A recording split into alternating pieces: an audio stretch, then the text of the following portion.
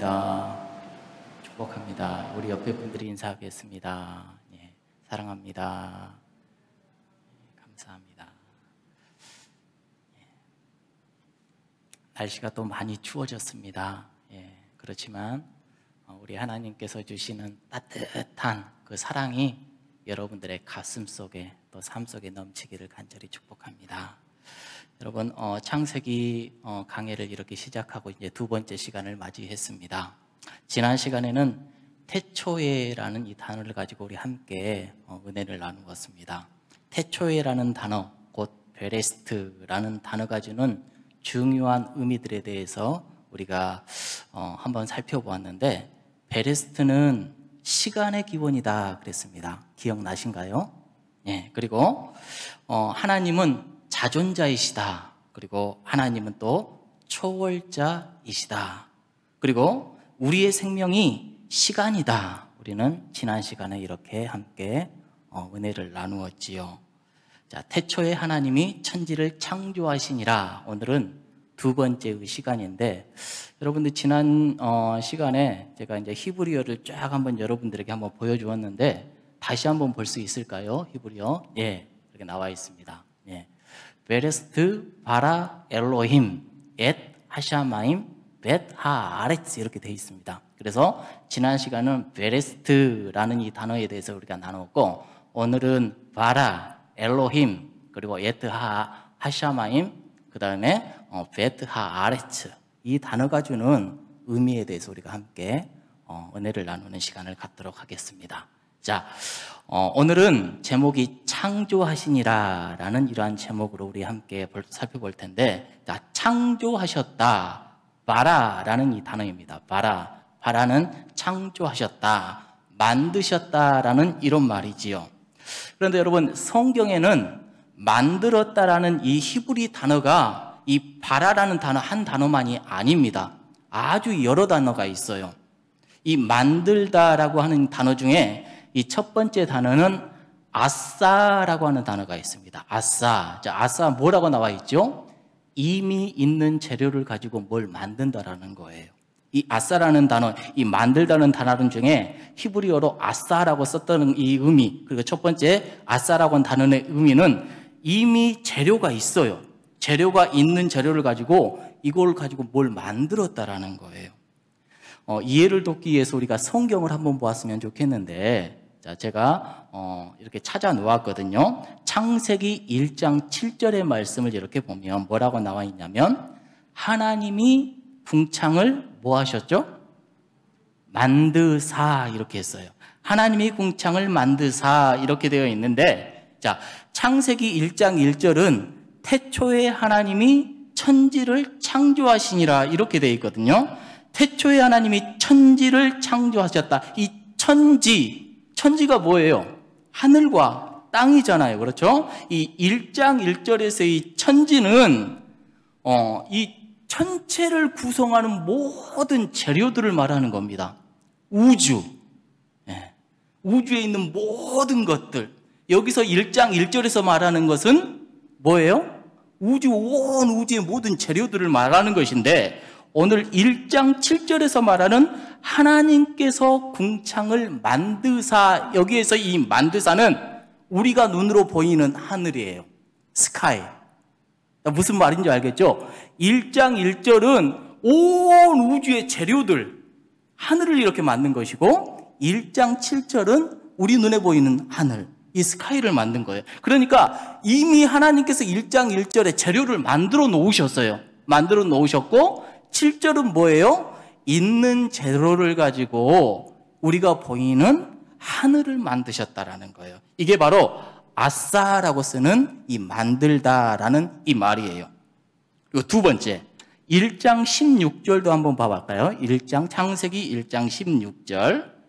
창세기 1장 16절에 뭐라고 나와 있죠? 하나님이 두 큰 광명체를 만드사. 여기도 만드사라는 이러한 단어가 나와 있어요. 자, 여기에서도 아싸라고 하는 이 말을 씁니다. 해와 달을 만드신 거예요. 이것도 1장 1절에 천지를 만드실 때의 그 재료를 가지고 이것을 만드셨다라는 겁니다. 자, 이해가 되시죠? 그래서 이것을 구별해서 아싸라는 단어를 썼어요. 그 다음에 성경에서 또 만들다라는 이 단어, 첫 번째는 아까 아싸라고 했어요. 두 번째 단어가 있어요. 두 번째 단어는 야차르라는 이런 단어가 있습니다. 자, 뭐라고 나와 있는가요? 섬세함을 강조할 때 쓰는 단어예요. 자, 이게 뭘까요? 자, 성경을 찾아서 또 확인해 보면 좋겠는데, 자, 2장 7절의 말씀, 창세기 2장 7절의 말씀을 보니까 여호와 하나님이 땅의 흙으로, 땅의 흙이니까 재료가 있지요, 지금? 흙으로 사람을 만드셨다, 지으셨다, 이렇게 되어 있습니다. 자, 창세기 1장 1절에서 만드신 이 모든 재료가 흙이잖아요. 1장 1절에서는. 자, 그런데 하나님께서 땅에 있는 이 재료, 흙을 가지고 뭘 만드셨어요? 사람을 만드셨는데, 이때 썼던 단어가 야차르라는 단어. 자, 하나님께서 진흙으로 우리를 지으실 때 얼마나 섬세하고 정교하게 만드셨는지, 섬세하고 정교하게 만들 때 쓰는 단어가 바로 야차르라고 하는 이런 단어예요. 또 창세기 2장 19절 한번 봐볼까요? 창세기 2장 19절 보니까 여호와 하나님이 흙으로 각종 들짐승과 공중의 각종 새를 만들었다, 지으셨다, 이렇게 되어 있어요. 이것도 뭐죠? 야차르, 이렇게 되어 있는 거예요. 자, 야차르는 섬세하게, 정교하게 만들었다라는 거예요. 또 창세기 보면 만들다라는 단어가 또 나와요. 이 또 다른 단어로 나오는데, 또 만들었다고 하는 단어가 뭐냐면 바나 이런 단어가 나옵니다. 이걸 뭐죠? 순서대로 만든 것을 강조할 때 썼던 단어예요. 그러니까 이를테면 창세기 2장 22절에 보니까 여호와 하나님이 아담에게서 취하신 그 갈빗대로, 이 갈빗대라는 재료가 있어요. 갈빗대로 여자를 만드시고, 자, 먼저 뭘 만들었어요? 하나님이 남자를 만드시고, 두 번째 여자를 순서를 강조할 때, 순서를 말할 때, 그래서 이러한 차례를 강조할 때 바나 이런 단어를 사용했습니다. 그런데 아주 중요한 만들다의 단어, 창세기 1장 1절의 단어예요. 창세기 1장 1절의 단어는 바라라고 했어요. 바라라고 했어요. 이 바라라고 하는 동사는 하나님께서만 사용을 하셔요. 이 동사는. 그래서 하나님이 뭘 만든다라는 의미로 구약의 성경 단어가, 저 성경 단어가 약 한 44번, 44번 이렇게 나오는데, 사람에게는 한 번도 사용하지 아니하고 오직 하나님만 사용했던 단어가 바로 바라라고 하는 단어입니다.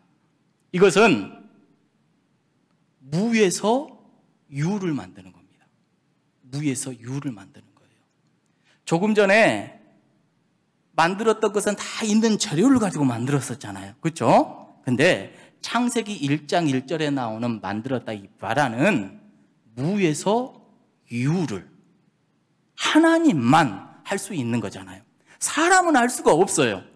오직 하나님만 썼던 그런 단어, 이게 바로 바라라고 하는 그런 단어입니다.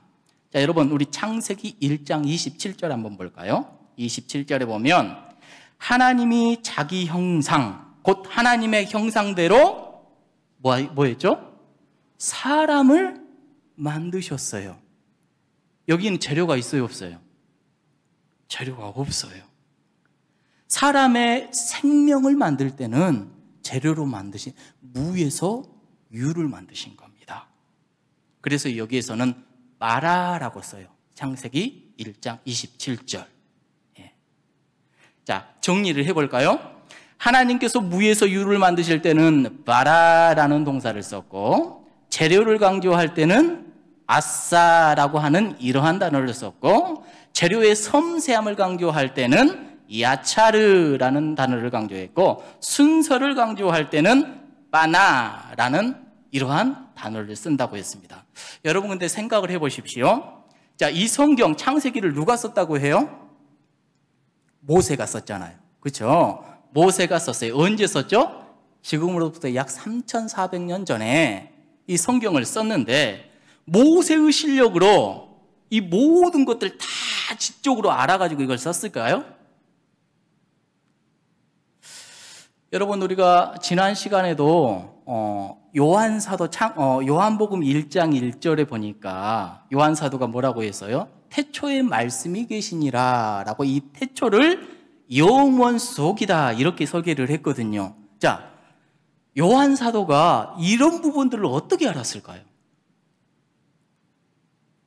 정말로 놀라운 것은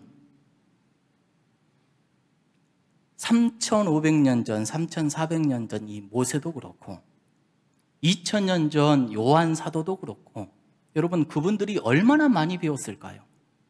얼마나 많이 배웠으면 이런 것들을 다 알 수 있을까요? 여러분 이런 부분은 정말로 우리 하나님의 섭리가 아니면 알 수가 없는 것이지요.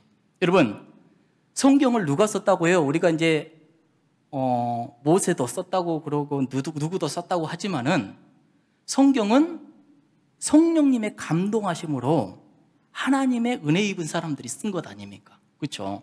성령의 영감 감동이 없으면 이 말씀들을 쓸 수가 없다라는 거죠. 알 수가 없다라는 거예요. 여러분 성경 말씀 우리가 보아도 때로는 이게 무슨 말씀인지, 그래서 목사님들이 늘 이야기하잖아요. 말씀 볼 때 먼저 뭐 하는 거예요? 성령님 조명해 달라고. 말씀을 누가 쓰셨으니까? 우리 하나님이, 우리 성령님이 쓰셨으니까 말씀의 저자이신 그분에게 먼저 무릎 꿇는 것이지요. 그렇죠? 성경 그때 당시 모세도 그렇고 요한도 그렇고 하나님께서 주신 영감이 아니었다라면 이러한 뜻을 우리가 알 수가 없었다라는 것이지요. 자, 우리 계속 한번 봐보겠습니다. 그렇다면 저기 바라, 무에서 유를 창조하신다고 하는 더 단어가 우리에게 중요한 이유가 뭘까? 한번 생각을 해보죠. 자, 첫 번째는 저 단어가 바로 하나님이야말로 누구시다? 창조주이시다라는 것을 우리들에게 가르쳐주고 있다라는 겁니다. 자, 창조가 뭡니까? 저기에 나와 있죠? 없음에서 있음이 가능하게 하는 게 창조래요. 예. 사랑하는 성도 여러분, 바로 이 사실을 내가 믿느냐, 믿고 깨달아질 때 우리가 이 세상 살아가는데 나에게 없음이라는 것은 아무런 문제가 안 됩니다. 이게 내 말씀이 되었을 때 내가 아무것도 없어요. 지금 돈도 없어요, 지식도 없어요, 아무것도 없어도 이게 믿어진다라면 우리에게는 아무 문제가 아니에요. 내 주머니 빈 거 아무 문제 아닙니다. 왜죠? 우리 하나님께서는 없음을 있음으로 만드신 분이기 때문입니다. 그렇다면 중요한 게 뭐예요? 내가 우리 하나님과 어떤 관계를 맺고 살아가는가? 이게 굉장히 중요한 것이지요. 내가 그분과 어떤 바른 관계를 맺느냐, 이게 아주 중요한 겁니다. 여러분, 어떤 목사님께서 하는 말씀을 제가 들었는데 참 공감을 했어요. 구약 성경에 보면 에루살렘의 복이다라는 이 말이 많이 나오잖아요. 에루살렘의 복. 에루살렘의 복이 과연 뭔가? 이 목사님이 하시는 말씀이 그거예요. 이스라엘이라는 나라가 원래 굉장히 척박한 그런 땅이잖아요. 그렇죠? 그런데 에루살렘은 그 중에서도 항무지예요. 이 성이 있는 곳이 아무것도 없는 항무지인데 하나님께서 그 땅을 거룩한 도성으로 만드시겠다 딱 찍으니까 어떻게 됐죠? 거룩한 도성이 되는 겁니다. 여러분 지금 현재 봐보세요. 기독교, 가톨릭, 유대교, 이슬람교, 이곳을 성지화하고 가꾸는데 얼마나 노력을 하고 세계의 많은 사람들이 이곳 한번 가보겠다고 얼마나 노력을 합니까? 하나님께서 이곳을 딱 찍으면 어떻게 돼요? 황무지가 장미꽃같이 피어난다는 거예요. 그러니 우리가 하나님과의 관계를 온전히 맺고 살아갔을 때 우리의 인생, 우리 하나님께서 책임져 주시고 이끌어 주신다는 것이지요. 내가 황무지 같은 인생일지라도 우리 하나님께서 분명히 나를 세워주심을 믿고 따라가는 여러분들 되시기를 간절히 원합니다.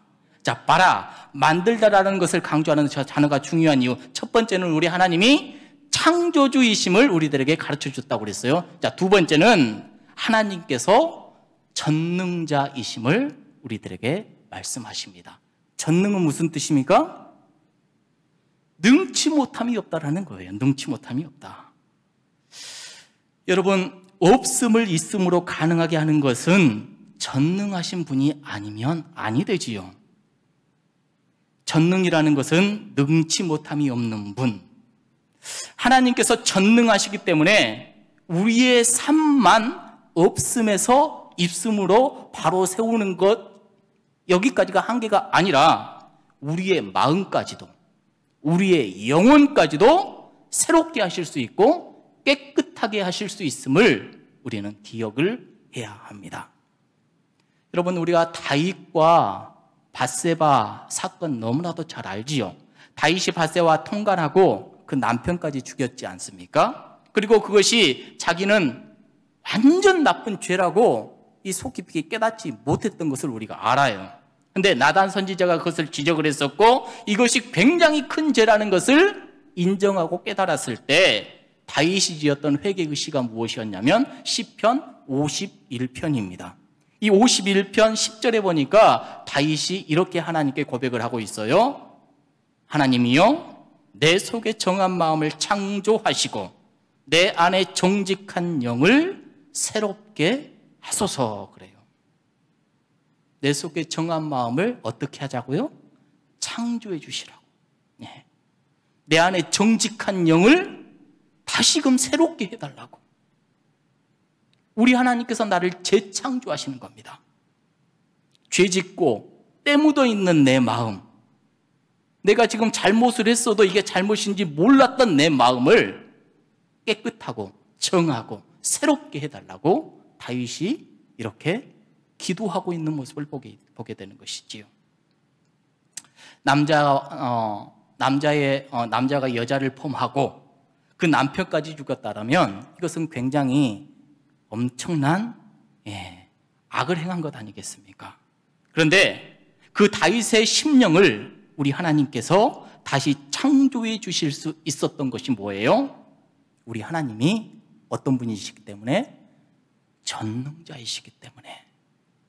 여러분, 우리가 어떤 사람일지라도 하나님 앞에 나와서 내 마음을 활짝 연다면 전능자이신 우리 하나님께서 깨끗하고 정하게 해결해 주심을 믿으시길 바랍니다. 사도 바울도 이렇게 고백을 했어요. 고린도후서 5장 11절의 말씀, 그런즉 누구든지 그리스도 안에 있으면 새로운 피조물이라, 예전 것은 지나갔으니 보라 새 것이 되었도다. 그래요. 새로운 피조물이 뭘까요? 하나님께서 새롭게 해주셨다는 겁니다. 그렇잖아요. 내가 아무리 흉측한 죄인일지라도 하나님께서는 나를 새롭게 해주실 수 있는 어떤 분이셔요? 전능자이시다라고 말씀하십니다. 자, 세 번째 단어 우리 함께 보겠습니다. 세 번째 단어는 여러분들 우리가 많이 들었죠? 엘로힘. 엘로힘이 뭡니까? 우리 하나님, 그렇죠? 우리 하나님. 자, 엘로힘, 하나님입니다. 자, 여기 엘로힘의 힘, 끝에 힘, 임자가 이렇게 붙으면 복수라는 뜻이에요. 단수가 아니고 복수라는 뜻인데, 단수는 원래 엘르하으라는 이렇게 써요. 이게 무슨 뜻이냐면 굉장히 힘이 있고 권세 있고 능력 있고 이런 것을 쓸 때 엘로하으 이렇게 이야기를 하는데, 복수는 엘로힘 이렇게 쓰는 겁니다. 여러분, 왜 복수를 썼을까요? 여기서 우리가 알 수 있는 것은 하나님은 삼위일체 하나님이다라는 것을 우리가 알 수가 있지요. 그렇죠? 삼위일체, 성부, 성자, 성령. 여러분들 너무나도 잘 알아요. 자, 우리 성부 하나님께서 지금 천지를 창조하셨지요. 자, 성자 하나님, 요한복음 1장 1절에 보니까 태초에 말씀이 계셨다 그래요. 태초의 말씀이 성자 하나님을 말씀하시는 것이죠. 그리고 창세기 1장 2절에 보면 하나님의 영이 나와요. 그러니까 이 창세기 1장 1절 엘로힘 안에는 이미 성부, 성자, 성령님이 다 계신 겁니다. 세 분이 한 분으로 함께 역사하셨음을 이 1장 1절부터 우리들에게 가르쳐주고 있는 거지요. 자, 그러면 삼위일체라는 말이 뭔가? 이게 우리의 지식으로, 이성으로 이해가 되는가? 굉장히 노력을 많이 했습니다. 이해해 보려고. 자, 성부, 성자, 성령 위격이 하나의 실제인 하나님 안에서 역사하는 것, 이렇게 정의를 하는데 굉장히 어렵잖아요. 그래서 많은 분들이, 학자들이, 여러 사람들이 이야기를 하는데, 이것을 설명을 하는데 이렇게 설명들을 해요. 첫 번째, 하나님은 한 분이시지만 세 분이시다. 말이 안 되죠. 근데 이 말을 시작할 때 흔히 사람들은 인간의 역할론을 가지고 이야기를 해요.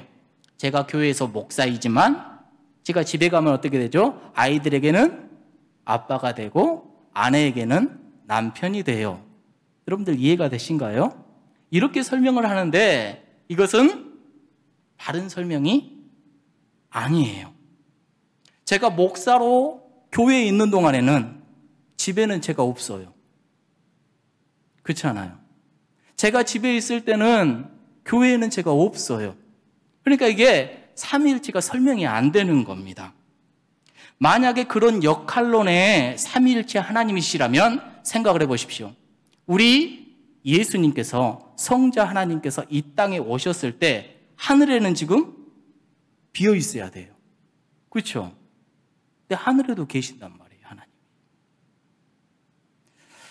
여러분, 예수님께서 이 땅에 오셔서 여러분들 요한에게 세례를 받을 때를 기억을 해보세요. 자, 세례 받을 때 예수님은 분명히 땅에 계셨습니다.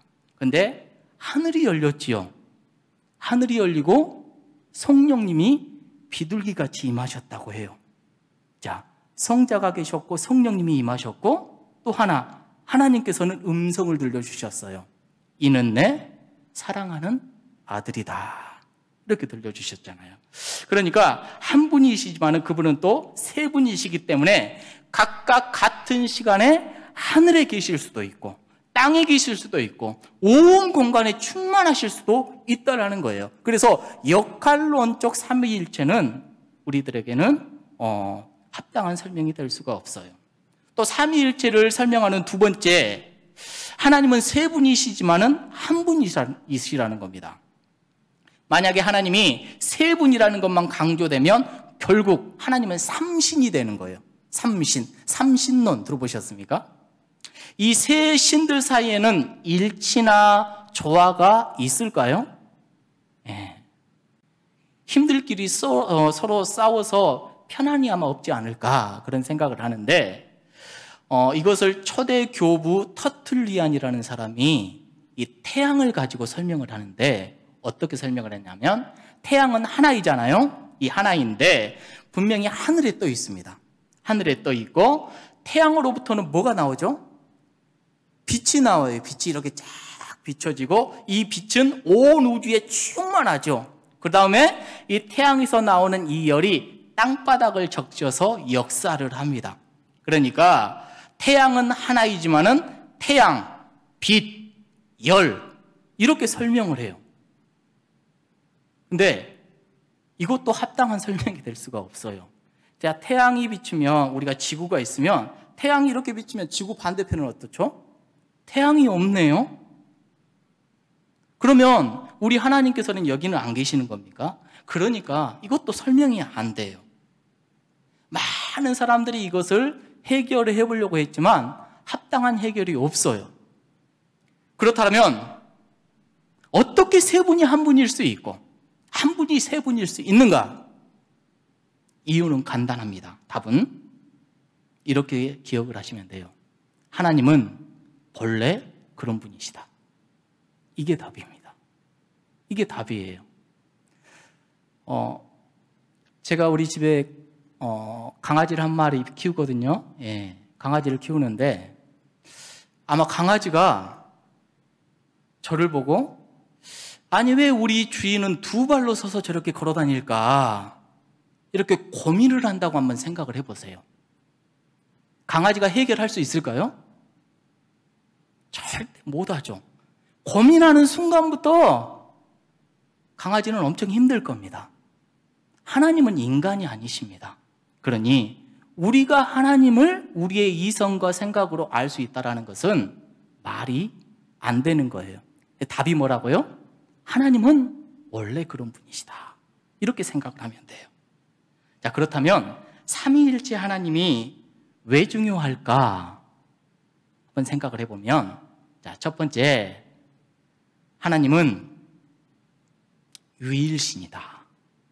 삼위일체 하나님이시기 때문에 하나님만 유일신이 될 수 있다는 겁니다.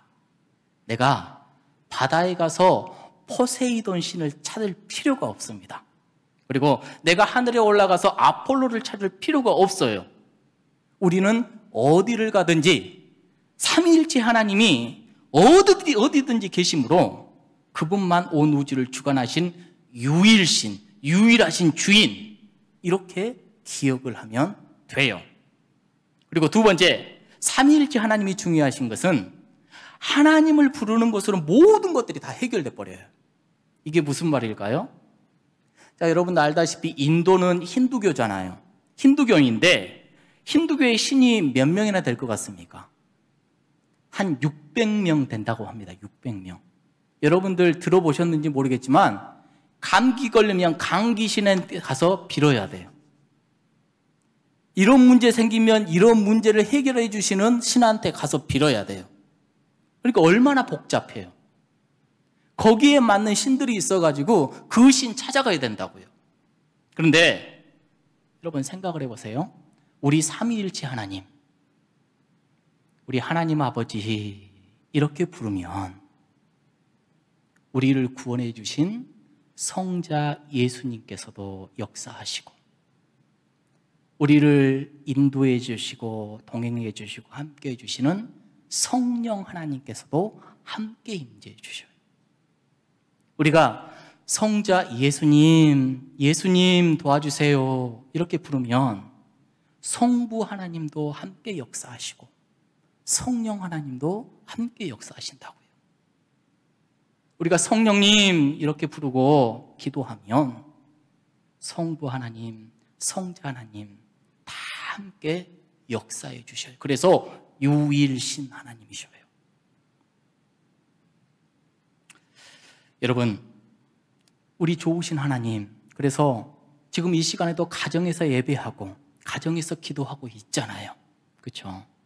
이곳에 있는 하나님이 그곳에도 계시고 지구 반대편에도 계시고 저기 우주에도 계시고 바다에도 계시고 어떤 공간에서 우리 하나님을 부르든 간에 우리 하나님은 삼위일체로 역사하시고 응답하신다라는 겁니다.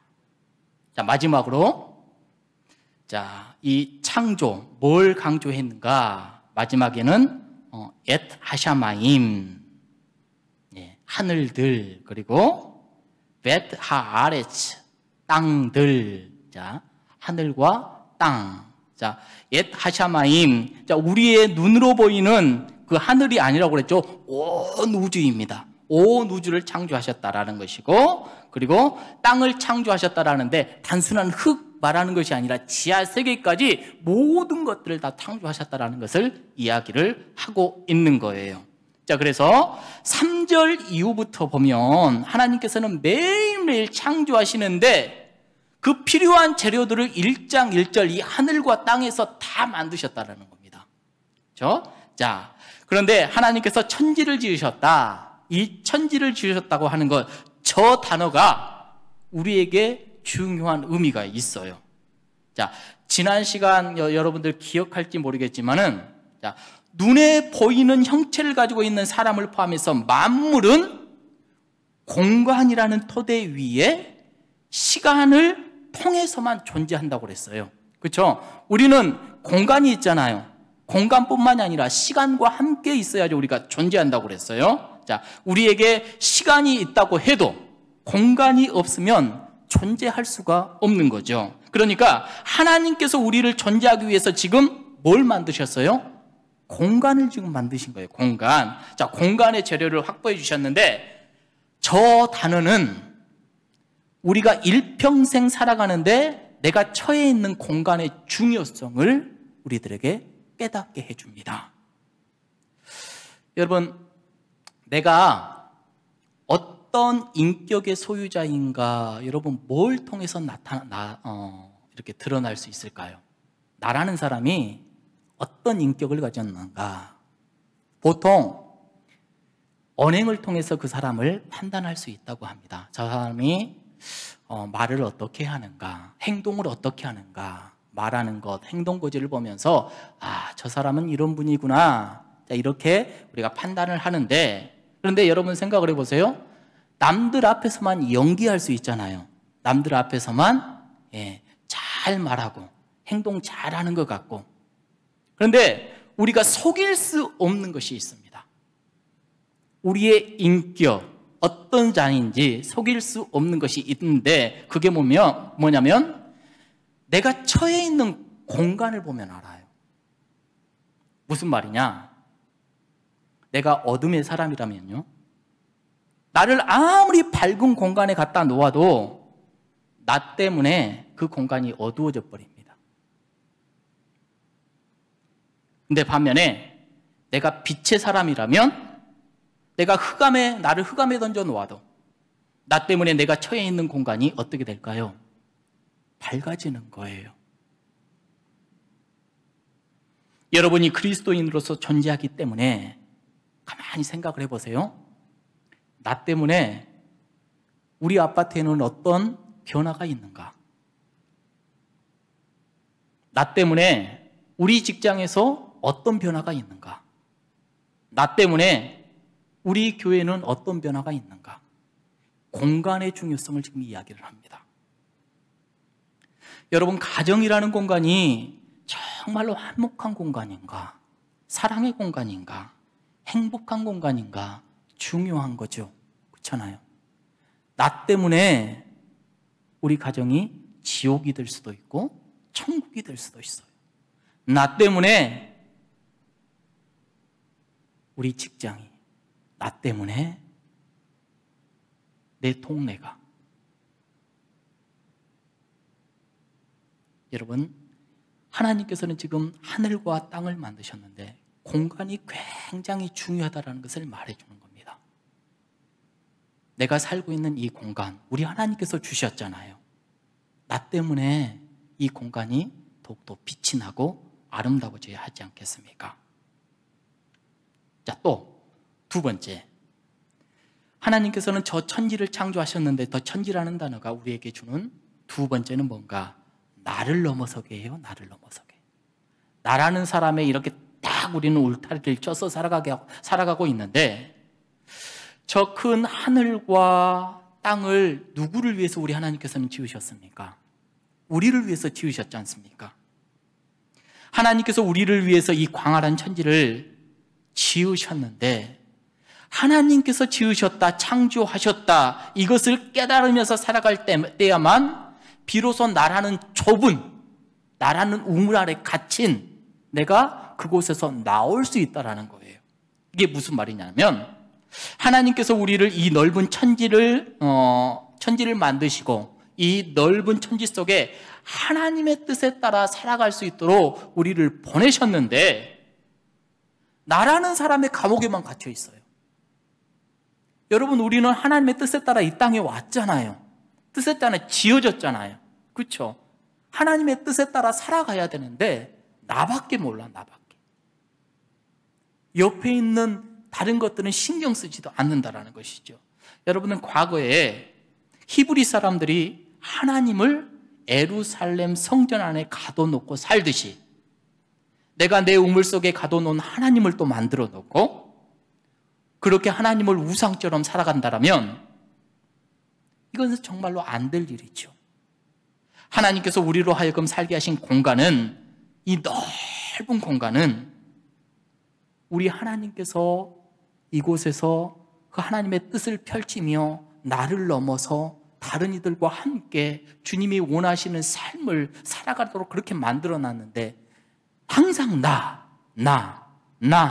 이렇게 한정적으로 살아간다면 우리 하나님께서는 그것은 아니다라고 이야기하는 것이죠.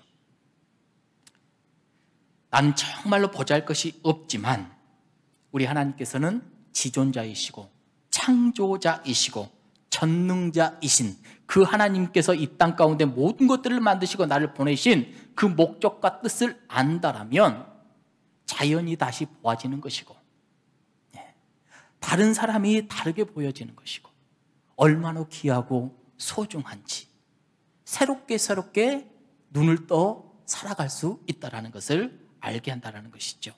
여러분, 창세기 1장 1절의 말씀을 우리는 쭉 보았습니다. 자, 네 단어. 태초에 하나님이 천지를 창조하셨다. 이 네 단어는 성경 66권의 에센스가 다 담겨져 있는 말씀입니다. 그리고 성경은 이 구절로부터 시작을 합니다. 중요한 것은, 잊지 말아야 될 것은, 여러분, 이 성경을 누가 썼다고요? 모세가 썼는데 3,400년 전에 썼어요. 그러면 누굴 위해 썼을까요? 누굴 위해요? 네, 맞아요.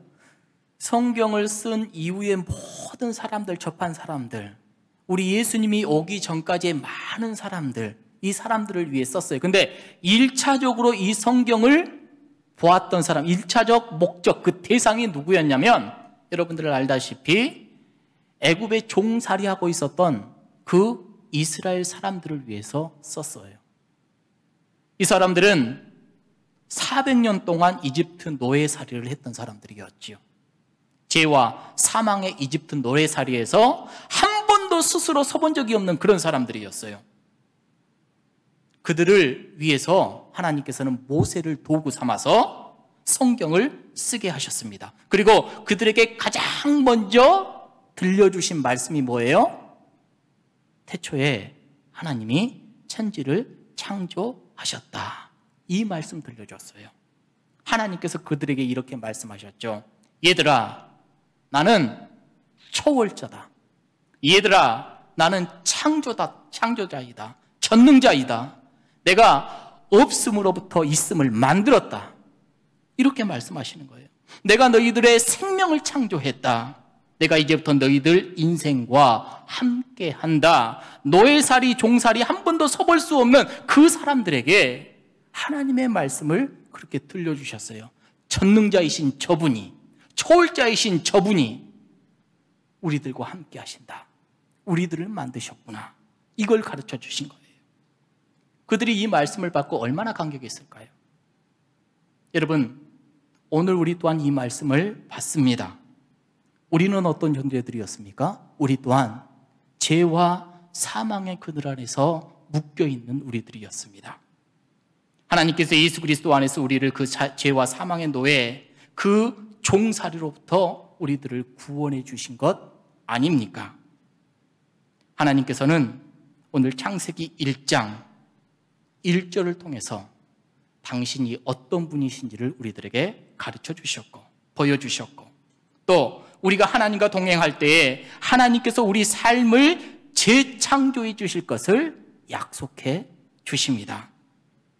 이 귀한 말씀 붙들고 날마다 아름답게 재창조해져 나아가는 저와 여러분들 되기를 간절히 소망합니다.